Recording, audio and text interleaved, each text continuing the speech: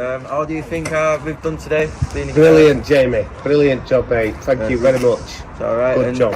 Why do you think people should support Genuine Futures in the future? Because I think because I think the youth of today should have something to do with themselves and learn how to talk to people and get on with the job and crack on, really. And I think it's a brilliant thing that you lads are doing. So all power to you guys. Because what else are you going to do with going to work and earning money other than making sure that some of it goes to someone else and good causes? What are you going to do with it? Pay it to the tax man?